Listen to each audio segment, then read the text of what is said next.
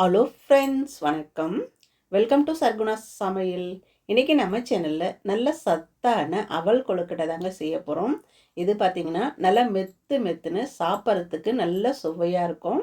குழந்தைகள் முதல் பெரியவங்க வரையும் நல்லா விரும்பி சாப்பிடுவாங்க. அவ்வளோ ஒரு டேஸ்ட்டாக இருக்கும். இதை எப்படி செய்யுதுன்னு பார்க்கலாம். நம்ம சேனலை இப்போ தான் முதல் முறையாக பார்க்குறீங்கன்னா சப்ஸ்கிரைப் பண்ணிக்கோங்க. அப்படியே பக்கத்தில் இருக்கிற பெல் பட்டனையும் அழுத்தி விடுங்க. இப்போ வாங்க அவல் கொழுக்கட்டை எப்படி செய்யுதுன்னு பார்க்கலாம். இதை பண்ணுறதுக்கு இந்த மாதிரி ஒரு மிக்சிங் பவுலில் 2 கப் அளவுக்கு அவல் சேர்த்துக்கலாம். அவலை சேர்த்துட்டு தண்ணி ஊற்றிக்கோங்க. தண்ணி ஊற்றிட்டு ஒரு 2 முறை நல்லா இந்த மாதிரி அலசிட்டு இந்த தண்ணியை வடிகட்டிடலாம். இதில் இருக்கிற தூசி எல்லாம் போயிடும் இந்த மாதிரி அலசி வடிகட்டுறதுனால. இப்போ நல்லா தண்ணியை வடிகட்டிட்டு எடுத்துகிட்டு வந்தாச்சு பாருங்கள். இப்போது இந்த அவல் மூழ்கிற அளவுக்கு தண்ணி ஊற்றிக்கோங்க. தண்ணி ஊற்றிட்டு மூடி போட்டுட்டு ஒரு 10 நிமிஷம் நல்லா ஊறட்டும். இப்போ பார்த்தீங்கன்னா ஒரு 10 நிமிஷம் நல்லா ஊறிடுச்சு பாருங்கள். நல்லா ஊறிட்டு உப்பி வந்திருக்குது பாருங்கள். நம்ம ஊற்றின தண்ணி வந்து சரியாக இருக்குது. இதில் தண்ணியெல்லாம் வடிகட்ட தேவையில்லை, அப்படியே நம்ம பயன்படுத்திக்கலாம். தண்ணி எது இருந்ததுன்னா நீங்கள் வடிகட்டுறதுல கொஞ்சம் வடிகட்டிட்டு எடுத்துக்கோங்க. இப்போ அடுப்பை பற்ற வச்சுட்டு இந்த மாதிரி ஒரு பேன் வச்சுக்கோங்க. அதில் 2 டேபிள் ஸ்பூன் எண்ணெய் ஊற்றிக்கலாம். எண்ணெய் சூடாகட்டும். எண்ணெய் சூடானதும் 1 டீஸ்பூன் கடுகு சேர்த்துக்கோங்க. கூடவே 1 டீஸ்பூன் உளுந்து சேர்த்துக்கலாம். கூடவே 1 டீஸ்பூன் கடலைப்பருப்பு சேர்த்துக்கலாங்க. இந்த கடலைப்பருப்பு உளுந்தம்பருப்பு வந்து நல்லா செவந்து வர வரையும் நம்ம வறுத்துக்கலாம்.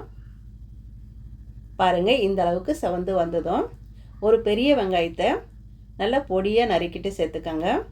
கூடவே ஒரு துண்டு இஞ்சியை நல்லா துருவிட்டு சேர்த்துக்கோங்க. ஒரு பச்சை மிளகாயை நல்லா பொடியாக நறுக்கி சேர்த்துக்கலாம். சேர்த்துட்டு இந்த வெங்காயம் பார்த்தீங்கன்னா கண்ணாடி பதம் வர வரையும் வதக்கிக்கலாம். பாருங்கள், இந்த அளவுக்கு வதங்கினா போதும். அடுத்ததாக இது கூடவே ஒரு 6-7 பீன்ஸ் வந்து நல்லா பொடியாக கட் பண்ணிவிட்டு சேர்த்துருக்குறேன். கூடவே 2 மீடியம் சைஸ் கேரட்டு துருவிட்டு சேர்த்துருக்குறேன். கண்டிப்பாக கேரட் சேர்த்துக்கோங்க. இது கூடவே ஒரு 1/4 கப் அளவுக்கு துருவின தேங்காய் சேர்த்துக்கலாம். ஒரு கைப்பிடி அளவுக்கு கொத்தமல்லி இலைகளை நல்லா பொடியாக நறுக்கிட்டு சேர்த்துக்கோங்க. கூடவே எல்லாத்துக்குமா சேர்த்து ஒரு 3/4 டீஸ்பூன் உப்பு சேர்த்துக்கலாம். சேர்த்துட்டு ஒரு நிமிஷத்துக்கு இதை அப்படியே நல்லா வதக்கி விட்டுக்கலாங்க. பாருங்கள், இந்த அளவுக்கு நல்லா வதங்கிடுச்சு. இந்த டைமில் நம்ம ஊற வச்ச அவலை சேர்த்துக்கலாம். சேர்த்துட்டு அடுப்பை வந்து மீடியம் ஃப்ளேம்லேயே வச்சுட்டு ஒரு 2 நிமிஷத்துக்கு இதை அப்படியே நல்லா கலந்து விட்டுக்கலாங்க. எல்லாம் ஒன்று சேர வர்ற மாதிரி நல்லா கலந்துக்கலாம். இந்த மாதிரி ஒரு முறை செய்து பாருங்கள். சாப்பிட்றதுக்கு நல்ல சுவையாக இருக்குங்க. செய்த உடனே எல்லாமே காலியாகிடும், அவ்வளோ சுவையாக இருக்கும். பாருங்கள், இப்போ எல்லாமே ஒன்று சேர கலந்து வர்ற மாதிரி நம்ம கலந்து விட்டாச்சு. இப்போ அடுப்பை அணைச்சிட்டு கை பொறுக்கிற சூடு வந்த பிறகு இந்த மாதிரி கொழுக்கட்டையாக பிடிச்சு வச்சுக்கலாம். இதை நம்ம வேக வைக்க தான் போகிறோம்.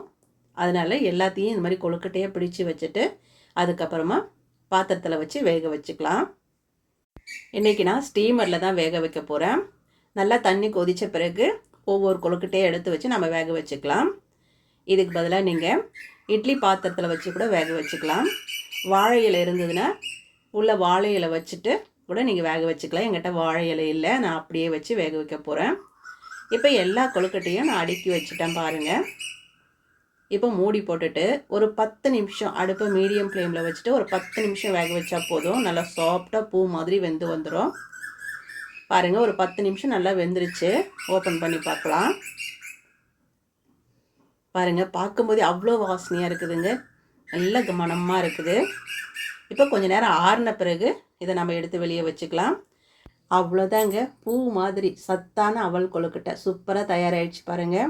இது கார சட்னி, தக்காளி சட்னி, தேங்காய் சட்னியோட சாப்பிட்றதுக்கு அருமையாக இருக்கும். இதே மாதிரி நீங்களும் செய்து பாருங்கள். செய்து பார்த்துட்டு எப்படி வந்ததுன்னு கமெண்ட்டில் சொல்லுங்கள். இந்த வீடியோ பிடிச்சதுன்னா சர்குணா சமையலுக்கு சப்ஸ்கிரைப் பண்ணுங்கள், லைக் பண்ணுங்கள், கமெண்ட் பண்ணுங்கள். மறக்காமல் உங்கள் தெரிஞ்சவங்களுக்கு நிறைய ஷேர் பண்ணுங்கள். அப்படியே பக்கத்தில் இருக்க பெல் பட்டனையும் அழுத்தி விடுங்க. அப்போ தான் நான் போடுற வீடியோ உங்களுக்கு உடனுக்குடன் வரும். நன்றி, வணக்கம்.